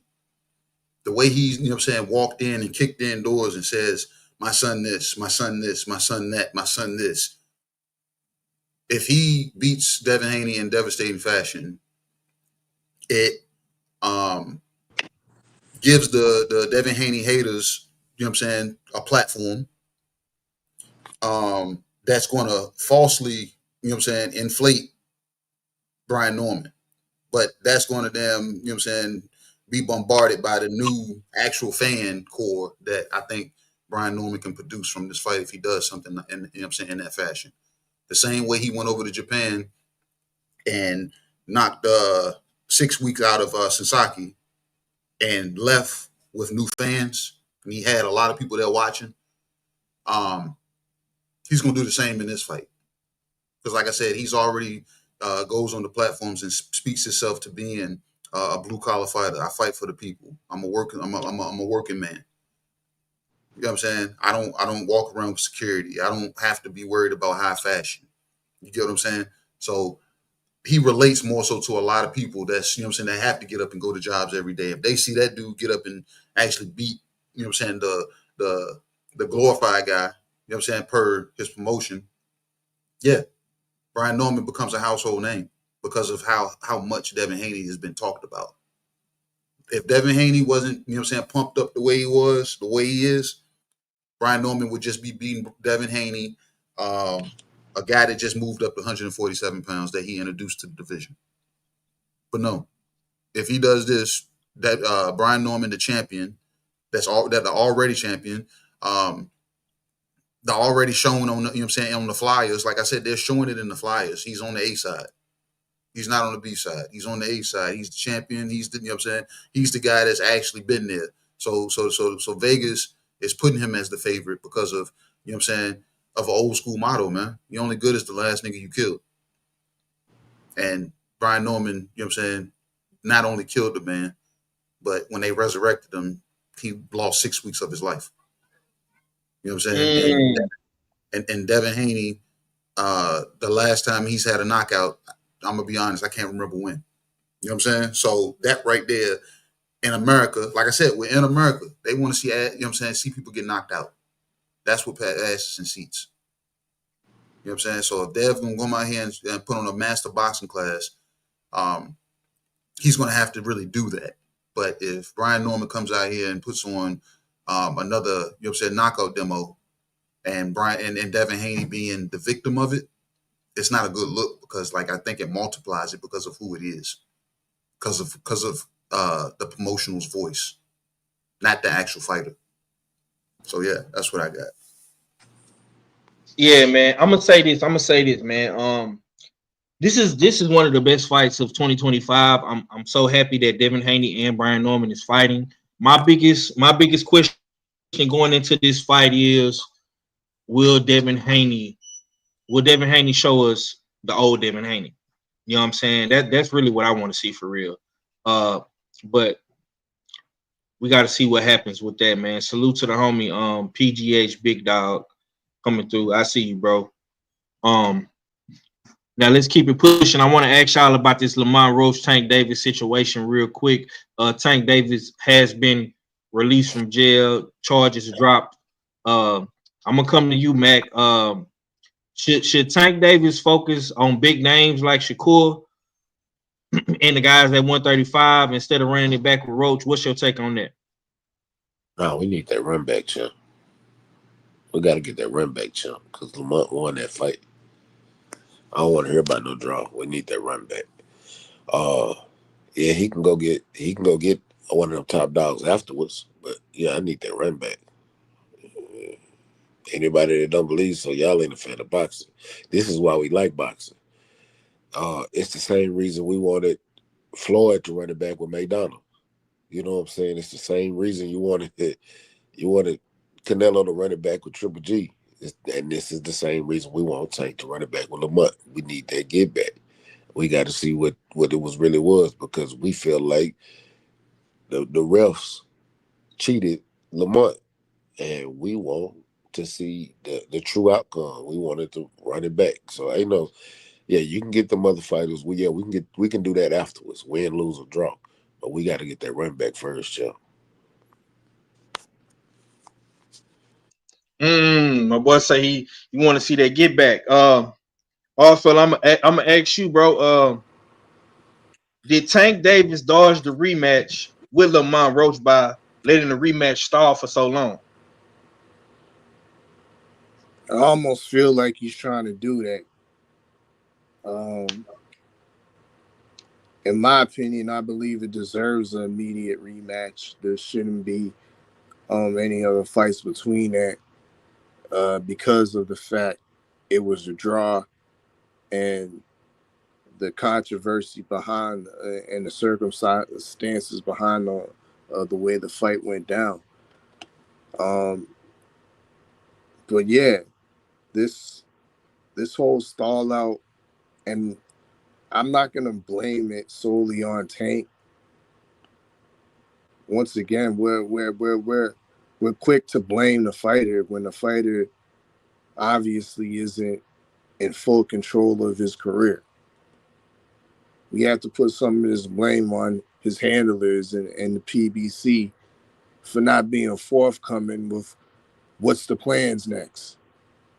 We haven't got one piece of PR information in regards to this upcoming rematch that's been rumored and reported of being on the table for months now. Probably weeks after the outcome of the first fight, the speculation of the rematch would surface, and we still haven't got nothing in concrete from the PBC. But all we want to do is batter Tank day after day after day, and let the PBC and Tom Brown scot free. Not me, bro. Them niggas deserve some blame too. Them the same niggas that are holding up Lamont Roach's career because he's currently the WBA 130 champion. He could have easily went back and unified or dealt with the business he has to dealt with down at the lower division. If these are the negotiation tactics, I'm in the feeling that Lamont Roach should just almost step away from it, even though that this deserves an immediate rematch. If he has aspirations to get something done at 135, and guys like Shakur Stevenson are available to fight and willing to get it over the line, then he should do that. Then he should definitely do that, because the perception makes it seem like Tank's trying to and Tank's team and the PBC are kind of trying to stretch this negotiation out and ultimately trying to avoid the fight. But that's my take. Okay. I like that. I'm gonna ask you, KG. If Tank retires without giving Roach a rematch, how will history remember it, or how will you remember it? That's whole shit. You know what I'm saying? Because all right, we understand the hiccup with this damn fight was because, you know what I'm saying, you had legal issues. We understand that. I clearly understand that. And I didn't want your mind to be on anything but that. You know what I'm saying? You shouldn't have been thinking about boxing. But if you coming back, you got, like, Lamont is the first person you need to see. And then you need to show better use of the rest of your career. You know what I'm saying? You need to be making significant, actual significant fights. Because 35 is no longer, you know what I'm saying, where you can just then be picking and choosing or miscuing and bringing up guys from 30, unless you're going to try to see the likes of Mr. Gary or Lil Antoine, you know what I'm saying, Mr. Gary Antoine. If that's not the route that you're going, that's like, look, to be honest, one of the Russell brothers is the only thing acceptable to me if he doesn't come back and take the Lamont Roach rematch. That's the only fight. I'm not gonna say a Shakur fight. I'm not gonna say anybody else fight. I'm gonna say one of the Russell brothers because, like I said, it's still DMV. It's still in that area. If you can't get the Lamont Roach fight for whatever reason, or you're trying to avoid it, you need to go see one of the Russell brothers. That's my only exception. If he sees anybody outside of them three names coming back, I'm gonna damn talk shit. I'm gonna say something, and I'm gonna have all kinds of damn, you know what I'm saying, shit to say. And 5, You know what I'm saying? And I think I told Odd already. Y'all know I'm going up there to that gym next week. So if that shit is murmured in any way, shape, or form, I'm gonna have something to fucking say about it. Coach Kenny and Coach Cal, we're here for me. Yeah, we all gonna have something to say, man. Agreed. Salute to the homie Behold. Salute to the homie Ravens Nation in the building. Salute, bro. I'm gonna just say this, man. To overall summarize the things with Tank and Lamont, man. And I would love to see that rematch. I think Lamont Roach deserves it, but at the same time, bro, move on with your career, bro. You've been sitting out the ring for almost 6 months, man. It's time to get back. It's time to get back active, man. You know, if you want to campaign at 35, do your thing. If you can try to get a Shakur Stevenson in the ring, maybe a Floyd Schofield, maybe a Cepeda, Abdullah Mason. You know what I'm saying? If you want to try to campaign at 35, then do your thing outside of the Tank Davis, man. But you also got 130 to think about too. I mean, that's still a slept-on division in boxing. You got guys like Navarrete. You got guys like O'Shaquie Foster. I'm hearing Cool Boy Stealth might move up.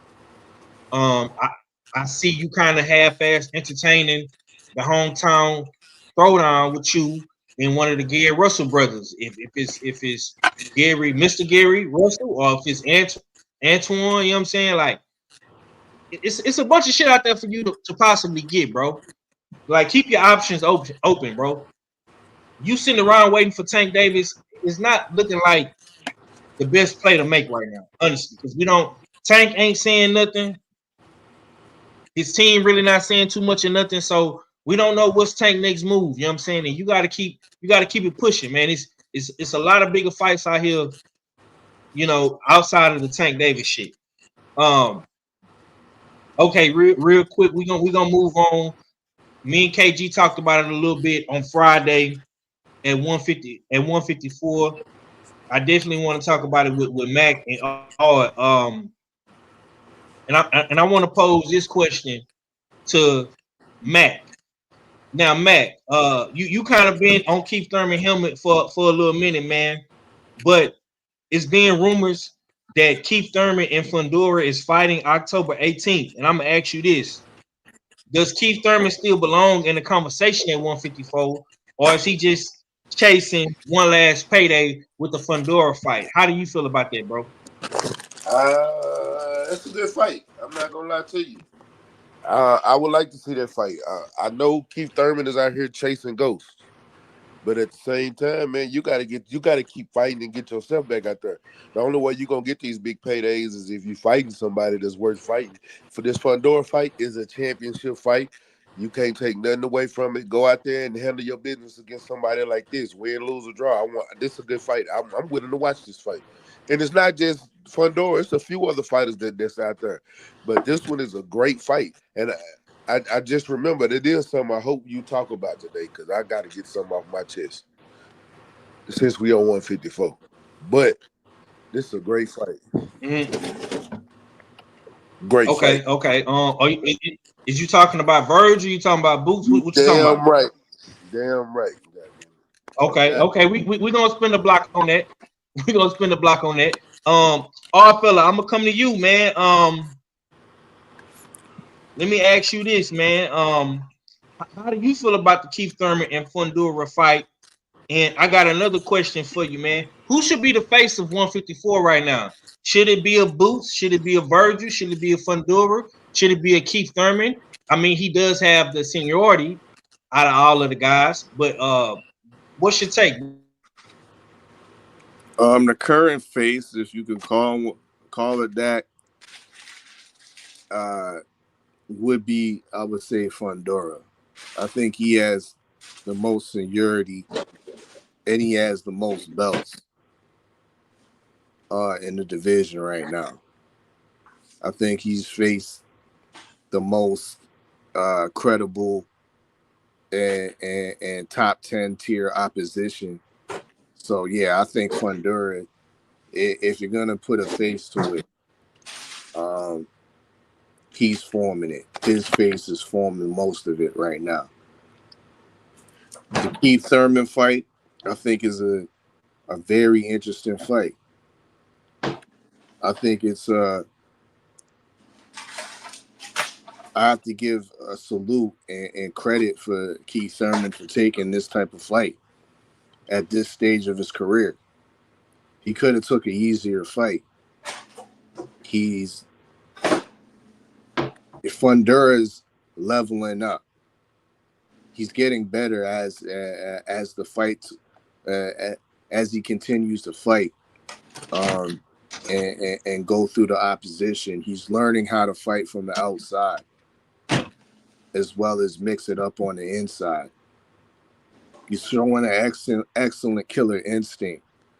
So this is a very dangerous proposition for Keith Thurman. But if he's able to, because I'm a fan, I'm a big Keith Thurman fan, and still in my opinion, this would be upsetting the apple cart if Keith Thurman comes out with the victory. I think he's going up a steep hill, not a hill, a mountain in Fundora in this fight. But with that being said, Thurman has the boxing IQ, and I still think he has enough athletically to give Fundora quite a bit of problems.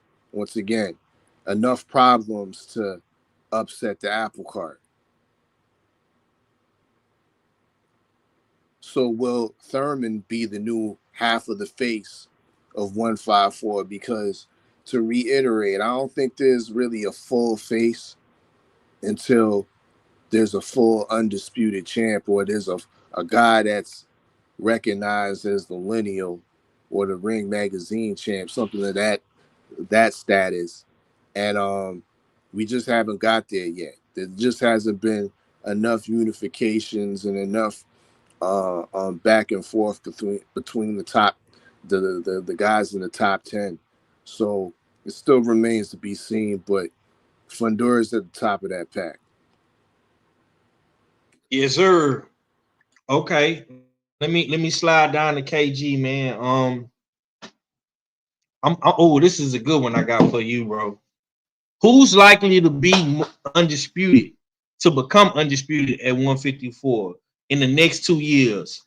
Jerron Boots Ennis, Vergil Ortiz, Fundora, Bakram, or Xander Zayas, man? Who you got being the undisputed king at 154 in the next 2 years? And this is only because they fucked up. Everybody at 54 fucked up. They could have got this guy up out of here and forced him out of the division and sent him up to 60, 68, 75. They could have sent him up out of there and got him up out of there, but they didn't beat him up enough. Brian Mendoza, you know what I'm saying, showed y'all the blueprint. You know what I'm saying? And nobody's followed it since. And it's sad because, you know what I'm saying, this kid is going to evolve because he realized in himself now, I'm the tallest nigga in this division. I can fight from the outside.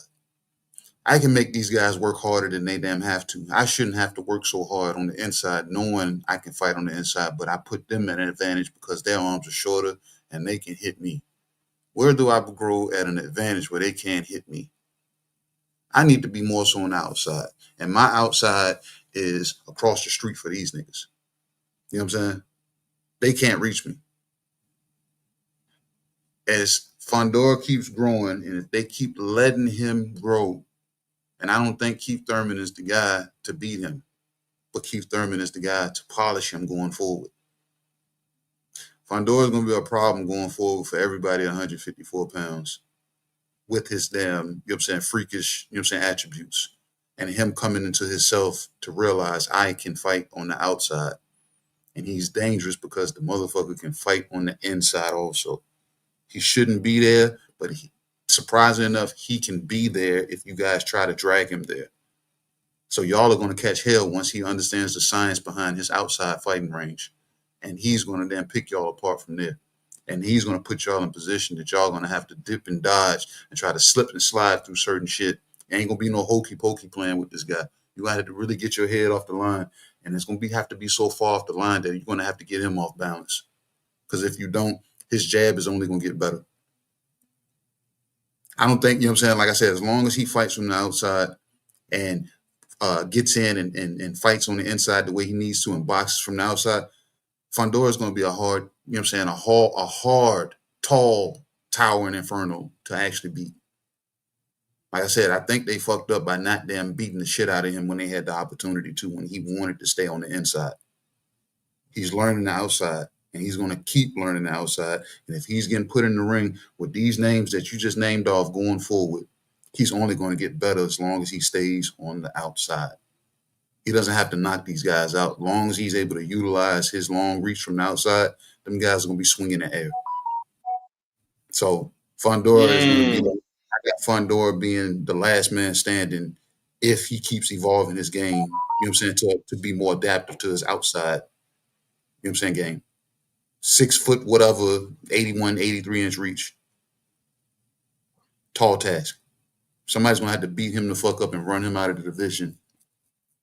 And he's going to have to go up. So, but at 54, he's going to be the guy. Yes, sir. Okay, man, we're going to slide back to Mac, man. He say he got some shit he want to get off his chest about the 154-pound division. I'm going to ask you this, bro. With everything that's going on right now with the Xander Diaz and back and forth for Verge, Boots Ennis fighting Lima, Fundora, Keith Thurman possibly fighting, you know what I'm saying, Verge and Boots possibly fighting next year. Is 154 still the most dangerous division right now in boxing, pound for pound? What's your take, Matt? Salute to Big Joe. Most definitely, it's still a pound for pound division. Sorry, I'm cooking breakfast over here. I gotta get myself together. But yeah, it's still the most dangerous division in boxing. And I seen that shit that our fella put in the goddamn chat earlier, and that shit kind of pissed me off because I'm sitting here looking at this shit, and I'm like, nigga, did this motherfucker just say? Did this motherfucker really just say that was a bad 50-50 was a bad deal when you fighting somebody who make more money than you, who's already a bigger draw than you, who's already headlined a few times and sold out arenas in Dallas in Vegas, and you saying that's a bad deal? And he offered you to fight, but you telling him he's lying? What kind of sense does that make? A lot of these fighters is tripping on themselves. Like, I know you want money, but granted you are the champion, but shit, he is the draw. I done seen plenty of times where the champion don't make nearly as much as they supposed to, and you people still learning who you are. You are not this motherfucking draw, and you about to fuck up your bag. And then you want him to come to Puerto Rico? Nah. I don't get it, man. I think Vergil should just go on with that Erickson Lubin fight. Because that'll get his ass ready for Boots. Because Xander tripping himself. Like, for real. I don't know what the hell wrong with that boy, man. Like, that's some that's some wild shit. That motherfucker must be out of his rabbit ass mind. And you know, I cake for fighters to get their money, but sometimes, motherfucker, you got to look at it for what it is. Because I guarantee you, when you fight Vergil, that's gonna be your biggest payday. And he offered you 50-50. Nigga, you know, Golden Boy fighters don't offer 50-50. The fuck? Come on, man. That's actual factual. we seen the email. Our fella, I want to ask you this, bro. We kind of skipped past it, but I want to ask you about the Nick Ball and Sam Goodman fight, man. Now we did have controversial judging in the featherweight fight. And Shushu did tweet out and say that, you know, my man's was fooled. What's your take? What's your take on Nick Ball, man? It seemed like Nick Ball, the walls are closing in for him. They trying to put him up there with Monster, put him in there with Monster, New Way next. Of course, you still got Shushu Carrington, as his mandatory, I believe. How did you feel about watching Nick Ball, man? And how do you feel about him possibly fighting, Shushu, Monster, New Way? I wasn't able to see the fight in its entirety, but given of what the people have been saying, it wasn't the most impressive or clear-cut dominating victory that we've seen from Nick Ball. It seems like a lot of people were giving Sam Goodman a decent amount of rounds. A lot of people were complaining about the wide scorecards, that it should have been closer. But as far as Nick Ball goes, he's going to be definitely celebrated, especially right now, being that I think he's the UK's only world champion right now.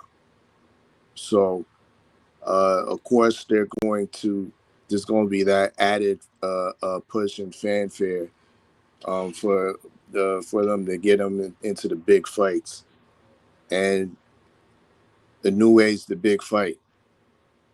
He definitely represents a bigger fight, unfortunately, as opposed to Shushu Carrington.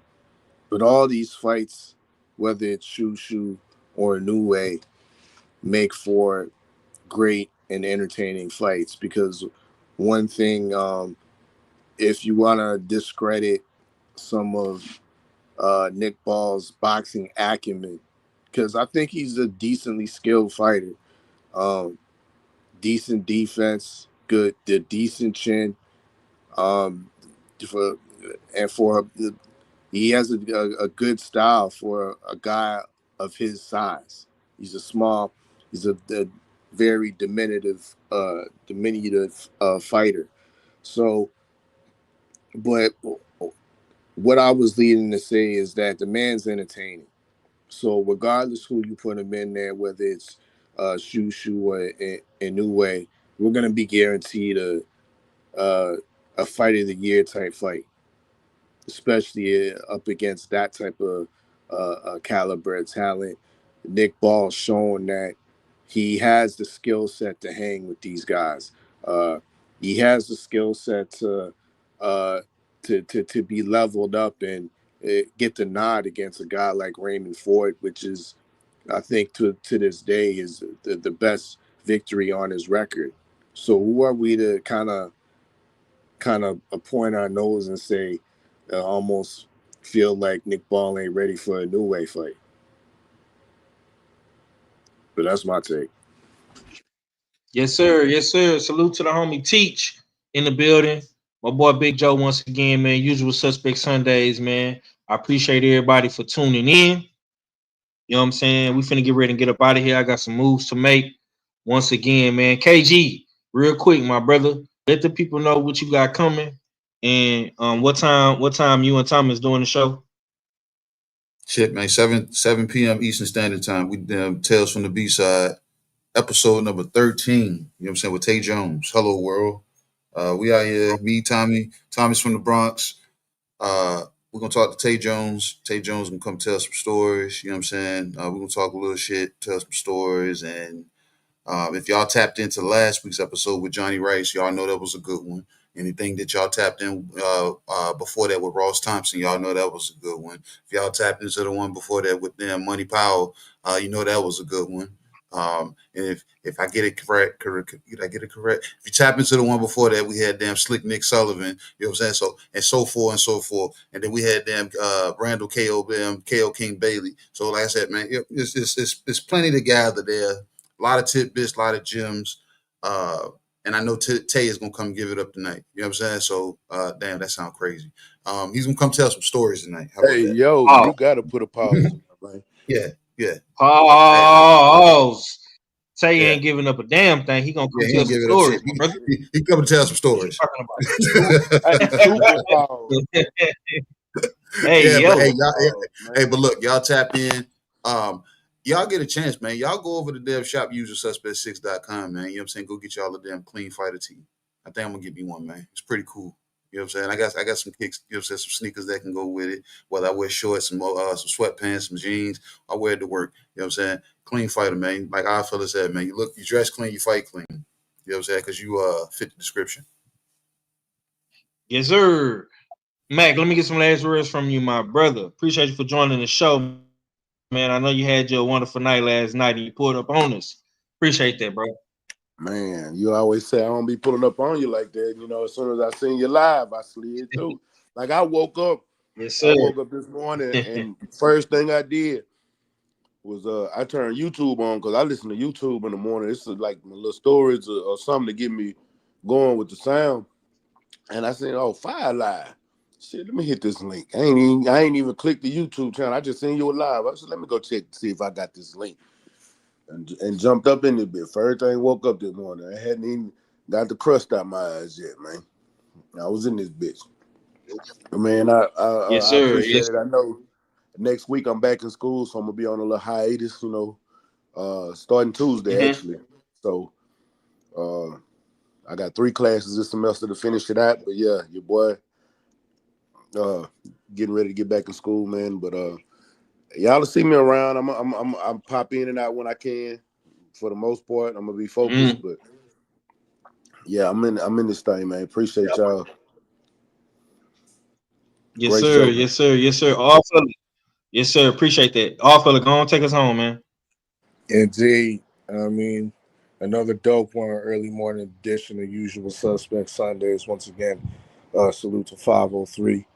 And you know what I mean, for pulling up the platform. Be on the lookout for season 2 of the US6 fight pool. You know what I mean? That's going to be commencing coming up in September, second week of September.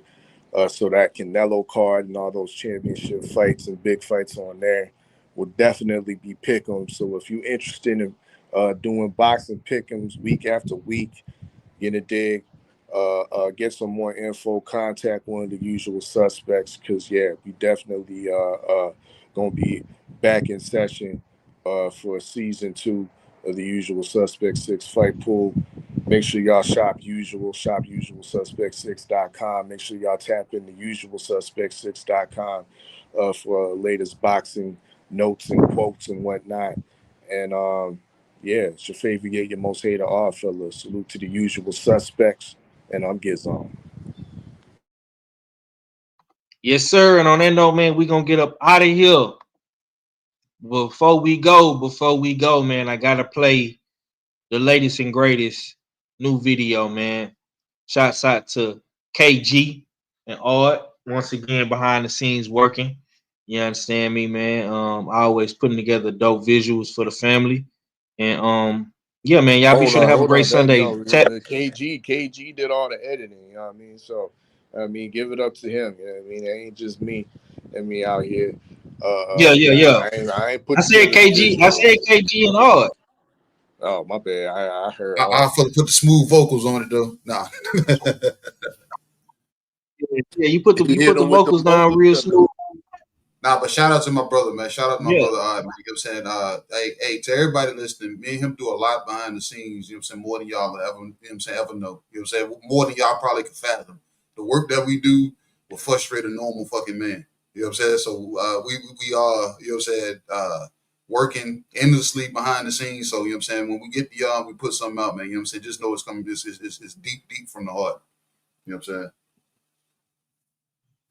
Yes, sir. On that note, man, we gonna get up out of here, man. Much love to the chat, man. I appreciate everybody for tuning in. Y'all definitely ran the numbers up today. And hey, man, keep that same energy, man. When you see your boy pop back up and do a show, man. I got some shit in the works. You know what I'm saying? So y'all definitely gonna be seeing more of me. And y'all be sure to go support my brothers, man. Thomas, and KG. You understand me, man? Of course, bullshit on the Beltway, Cadillac Red Views from the Lex Supreme Beast Boxing Talk as well. And yeah, man, we finna get up out of here though. Deuces. Y'all get an opportunity at the belt for once again. We so blessed to fight him. Listen, we're giving you an opportunity. He got the belt. Listen, He got the belt. He came to y'all. He got the belt. He did not come to. That's what you say. He did not come. No matter how they try to belittle you, attack your character, create lies and false narratives, understand two things. We dress clean and we fight clean. Salute to the clean fighters. They claim that this community is so drug-free, but it don't look that way to me. And I started thinking to myself, man, what did he do to make them niggas that mad? The usual suspect. You know, I'm not having it. Everybody's a suspect today. It's the usual suspect. Title holder and still undefeated Gabriel El Capitan Maestre. How is that? And this gets done too by a bunch of cowards at ringside that never took a punch in their life. I'm sick of it.